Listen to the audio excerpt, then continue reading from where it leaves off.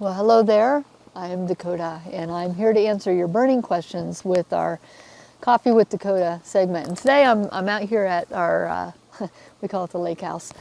It's really just a pond. We've got some koi fish in there, but we had a retreat last week, and I actually got to sit out here and actually have coffee with real live human beings who we were asking questions and talking, and it was beautiful. So if you ever make it here to a retreat, you can sit here and have coffee with me.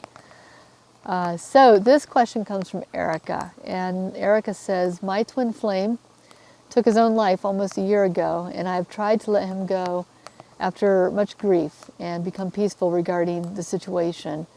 I'm just not sure how to love again after such devastation. Whew.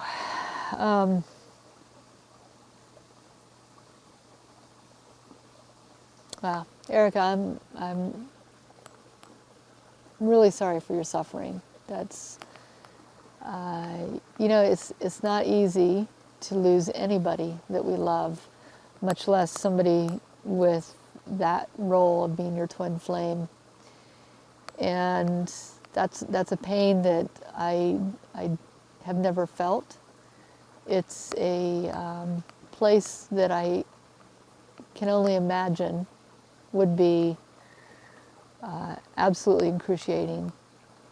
And so I really want to extend that to you, that I'm sorry for that you had to go through that you are going through that. A year is not very long in the big scheme of things, and so I'm sure that the pain is still very raw. And to love again,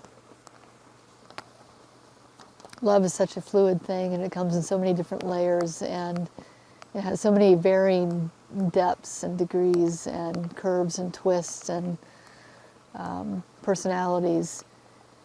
And, maybe you will never love like that, but you will love, because love is intuitive and it is foundational to the human spirit. And there are no two loves that are the same. I love my partner in a way that I don't love anybody else. I love my mother in a way that I don't love anybody else. I love my friends, in a way that I don't love anybody else. So love is fluid, and it transcends what we know up here. We've got a brain here, but we have a brain in our heart.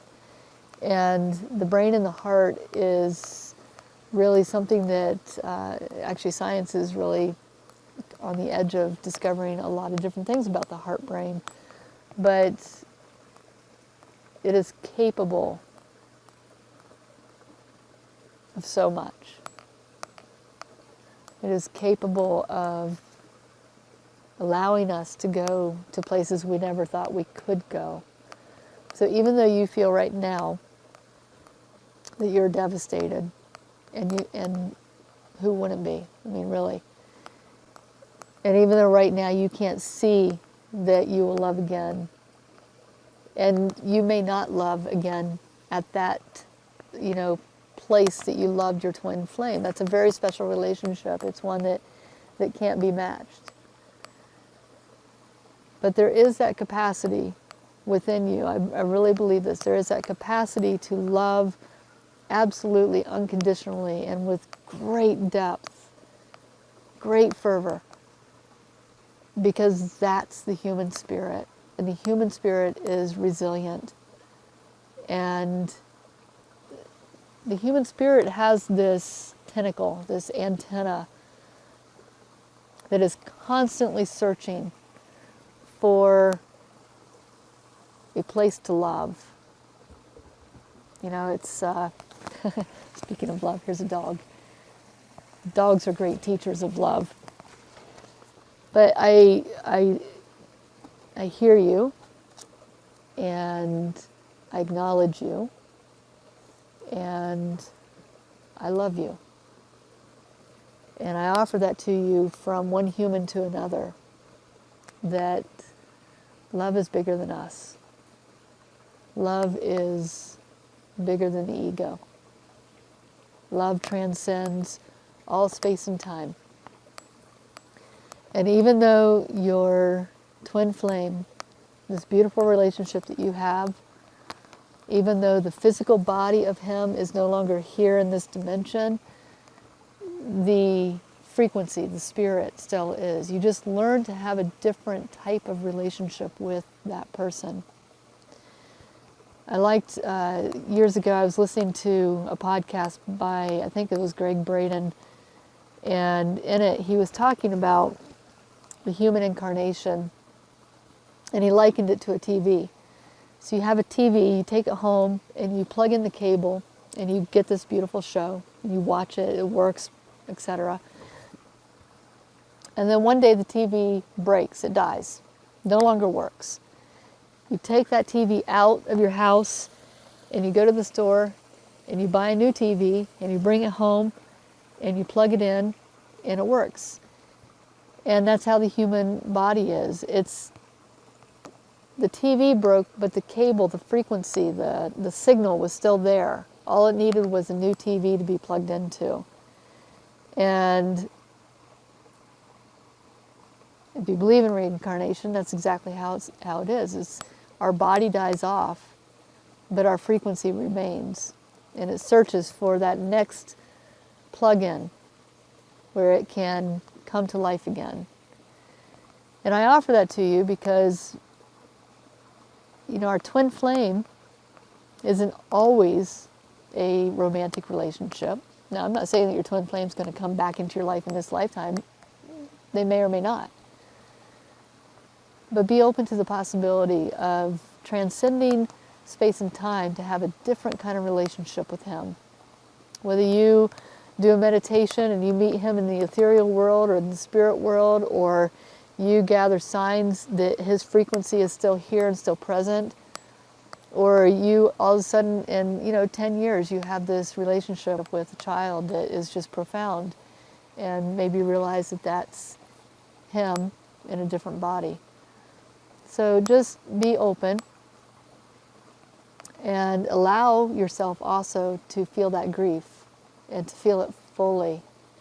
We call that a primary emotion. And when you experience a primary emotion and you can experience it to its depth and its fullness without having to divert it into a secondary emotion that will shut you down, when you allow that process of the grief to really flow through you, then you come into a place where you have a deeper connection with people and intimate relationships, and you build this reciprocity of love within you.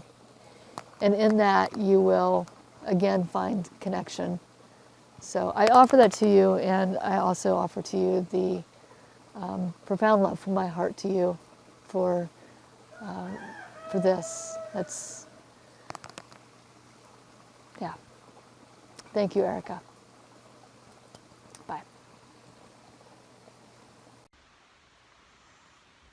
Hey, so stick with me for just one more minute. I've got something really exciting to tell you, that we are just now going to be opening up a private, super private Facebook group for just a very select people who are very interested in this kind of work.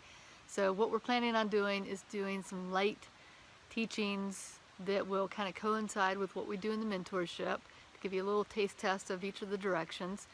And so for 9 weeks, out of each time that we go around the medicine wheel, we will re-embark on a new direction and give you some challenges and some fun things to do that will kind of line you up with that energy of the medicine wheel.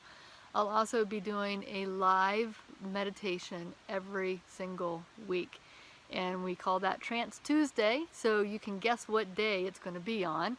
And in addition to that, we're also going to do, in August, we're going to do a 21-day gratitude challenge. I can kind of foresee that in the fall time, we're going to do a 21-day soul detox cleanse. We'll do 21 days of ritual. We're just going to do all kinds of stuff. So anyway, this is an invitation-only type Facebook group. It's a closed group. So if you want in, then go to the link below and let us know that you want in, and we will make sure that you get a personal invite. So again, go to the link below, get your personal invite, your little golden VIP card, and join us. We're actually going to be starting meditations now, so they probably, by the time you see this, have already started. So get on there and come join the community. Now, wait, before I let you go, before you hit that stop button, this group, this Facebook group is, I want the energy to be super high, and I want it to be really authentic, and I want people to show up. So if you're just joining the group just to have it on a tab on the sidebar, you know, it's not going to be worth your while. It's not going to be worth my while. I want people who are engaged. I want people who are really interested in learning this work. So if you know somebody also that you think would fit that, then please give them this link and let them kind of join up. Or you all, once you're in, you can invite people in as well that you want. But really, I'm very protective of my groups, so please come join us if you really feel called and led to. All right, I'll see you in Facebook or in another coffee. Bye, guys.